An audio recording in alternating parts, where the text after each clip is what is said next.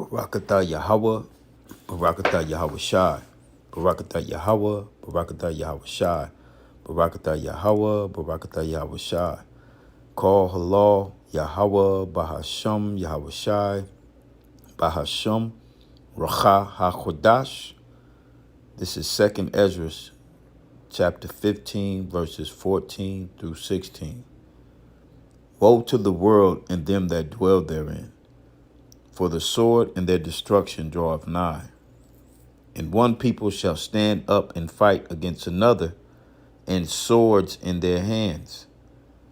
For there shall be sedition among men, and invading one another. They shall not regard their kings nor princes, and the course of their actions shall stand in their power. If you guys have not watched this video, please watch this video. Out of all the videos I've put out, this is probably one of the most important ones. This man right here speaking from our own military is fed up. He's standing for the Constitution.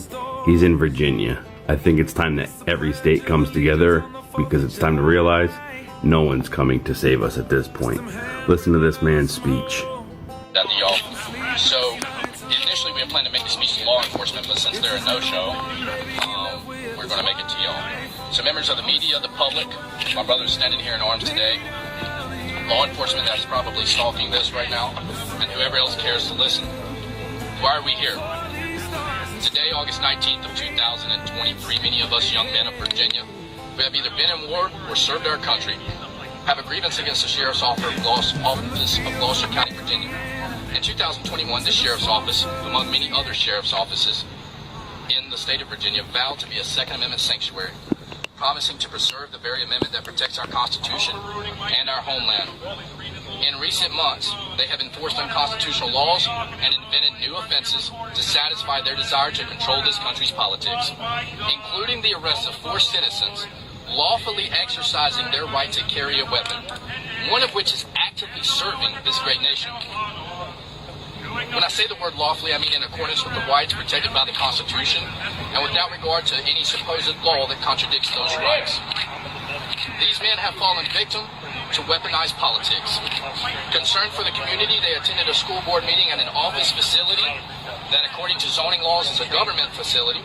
And after the speech given by a community member peacefully addressing the misuse of power by members of the school board and the use of politically motivated violence by an elected official prior to that meeting, all 4 men exited the building peacefully and quietly to return to their daily lives. They were immediately and without provocation confronted by sheriff's deputies who then asked them if they were armed. In the following discussion, it was determined that they were in fact carrying weapons in accordance with their rights. All handguns were confiscated, and less than 3 days later, felony warrants were issued for their arrest. All of this transpired because they spoke up against the misuse of power in Gloucester County, and Sheriff Warren felt the need to protect his corrupt cronies. Seeing this misuse of power repetitively across Virginia, beginning with the General Assembly's special session in 2020 that passed unlawful acts of armed control, has led me to believe this: the law and the creator of the law are not the direct issue. The ones who enforce the law are the most basic threat to our liberty when they abuse their power, as Sheriff Warren has done. For without this arm, this weapon, this blue boot, the law has absolutely no power. Hypothetically, if China were to invade us, we wouldn't take the fight to their Politburo. We would fight their infantrymen, the boots on the ground. When it comes to the law has no power until it's enforced. And so our problem is with law enforcement who chooses to enforce corrupt laws that violate the Constitution.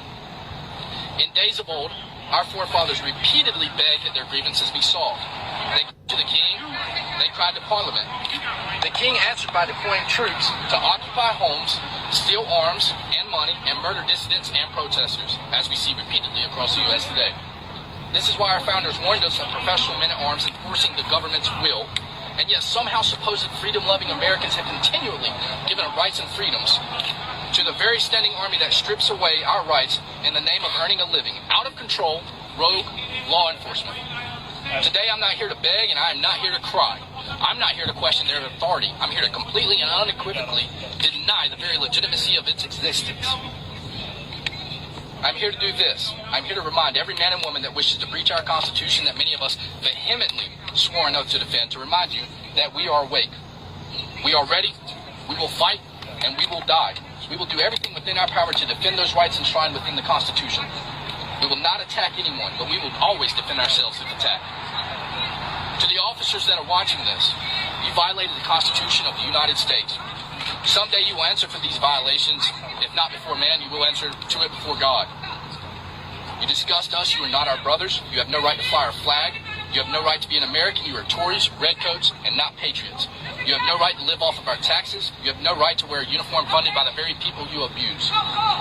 You are a disgrace to liberty. If you wish to embrace ideals of freedom, lay your badge down. Step away from being the boot that continues to oppress and stand for real liberty. Return the property you've stolen, resign your positions, and find a living that doesn't involve abusing innocent people. To the men standing here today with me and to the state of Virginia, this is not about us and this is not about them. This is about the future that we want for our children. If we give an inch on our rights today, our children will be a mile away from their rights tomorrow.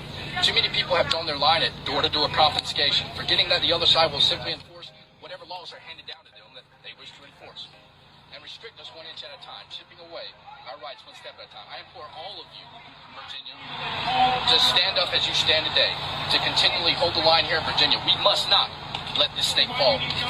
Our fathers didn't stand up and speak when jackbooted thugs abused their neighbors. Now we stand up and speak so our children don't have to. I don't want bloodshed. I don't want war. I've seen war. I've been in war. I don't want any of that.